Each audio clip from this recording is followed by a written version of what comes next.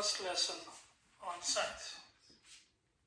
That is, science and its branches.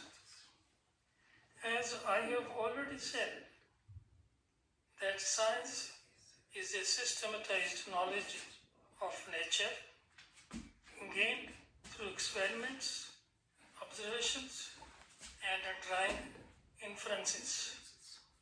Now, what is systematized?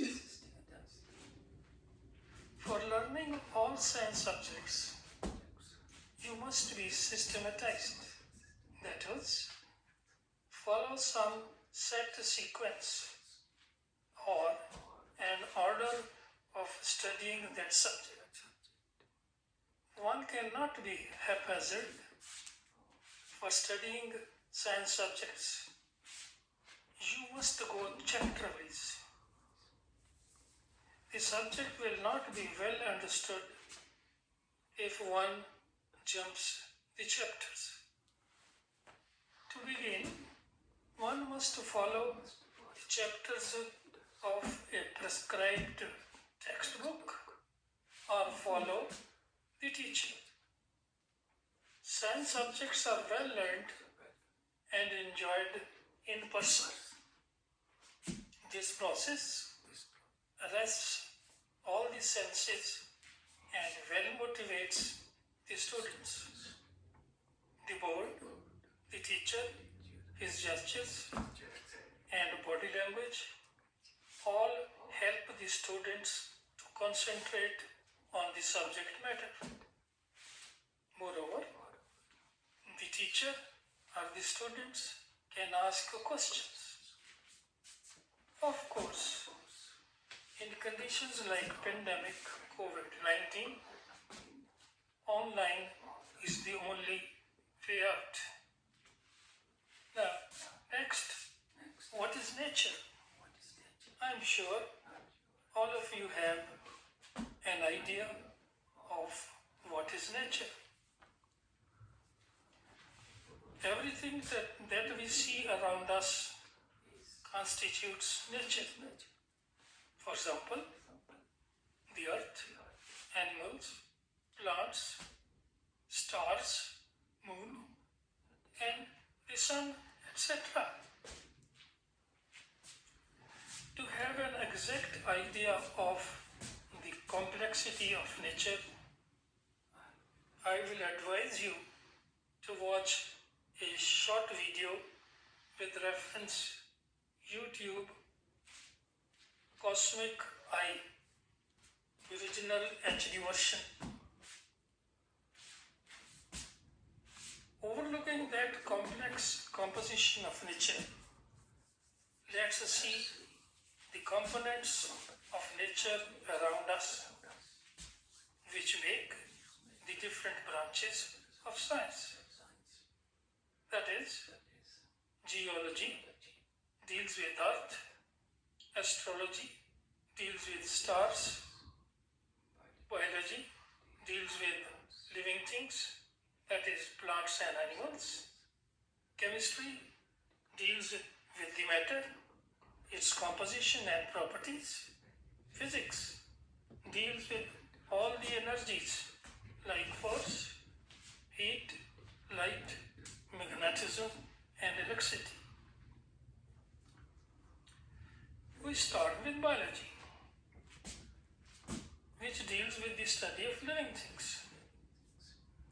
Here comes an interesting question. What are living things? Or what is the difference between living and non-living things? Or it can be said, what are the characteristic features of living things?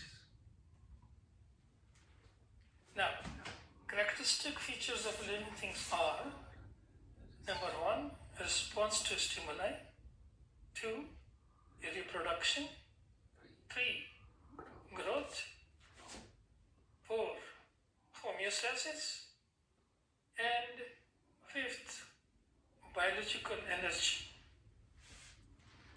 In addition to these characteristic features, there are some other important features of living organisms like cellular nature and DNA, metabolism, nutrition, circulation, respiration, excretion, movements, heredity, adaptations, death, or life cycle. Let's look at the characteristic features. Response to stimuli.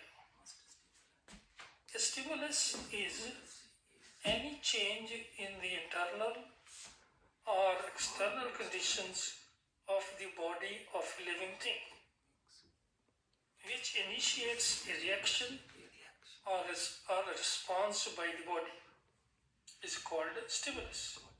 For example, an animal in the cold will move to the warm place, like in the sun. So cold is stimulus, and the movement of the animal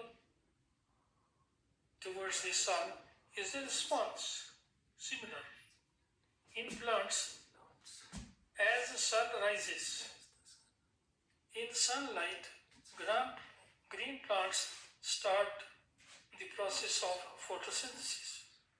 So, sunlight is the stimulus, and starting the process of photosynthesis is the response. Reproduction. It is a biological process of making a new organism from within the body of a parent, resembling the parent in every respect. For example, making of a new young one of an animal and production of seeds, which germinate to grow into a new plant, is reproduction. Growth is increase in size of an individual. All components of the body of a living thing grow bigger by time. New cells are added to all the organs of the entire body, which is a result of nutrition. For example, all plants and animals get bigger through their age. Homeostasis. It is an ability of a living organism to maintain a favorable, ideal, constant equilibrium in the internal environment of the body with respect to both internal and external conditions. For example, in animals, thermoregulation, blood pressure regulation, glucose regulation, and regulation of the minerals in the body.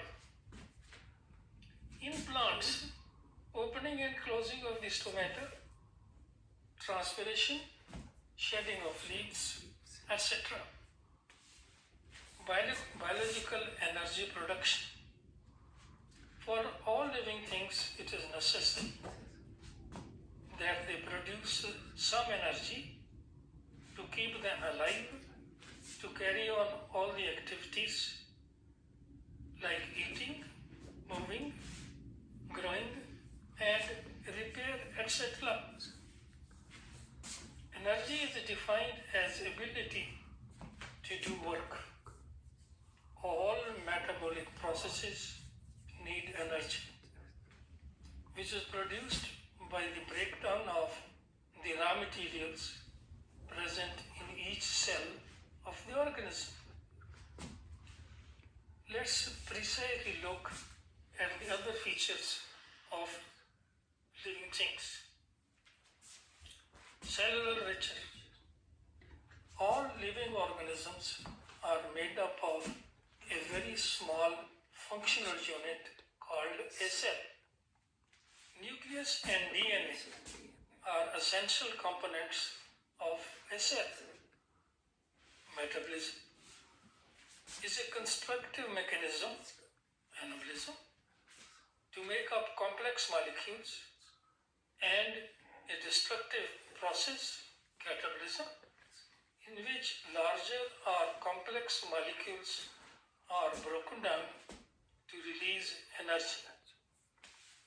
Both anabolism and catabolism together constitute what is called as metabolism. It is metabolism which helps a cell get energy and remove the waste products. Nutrition. The process of obtaining necessary food for good health, growth and repair is called nutrition. The main nutrients that body needs are carbohydrates, proteins, fats, vitamins, minerals, water and fibers. Circulation. The nutritional contents and the waste products move around in the body. This moving around of the products along with the water in the body of an organism is called circulation. Respiration. The process of inhaling fresh air having oxygen, inspiration, or throwing out of foul air having carbon dioxide, expiration. For production of energy is called respiration. Excretion. The process of eliminating waste products from the body of living things is called excretion, like sweat, urine, carbon dioxide, etc. Movements. The act of moving a part of the body or changing physical position of an organism from one place to another is called movement. For example, chewing of food or walking from home to school. Heredity. The process due to which characters of an organism are passed on from the parent to the offspring. Like begets like. A cat will give birth to a kitten. Adaptation. The process of change or variation in an organism or a species to become better suited to the prevailing environments is called adaptation. Adaptation is the ability of an organism to react to the environment, to improve itself and evolve according to the surrounding environmental conditions. Death is defined as a permanent ending of all the processes of a living organism or irreversible cessation of all the living functions of an organism. All living things pass through a life cycle which starts with birth or germination and ends with death. That's all for today. I have two assignments for you. One, how will you differentiate a living thing from a non-living thing? Two, draw out the differences between animals and plants. Thank you.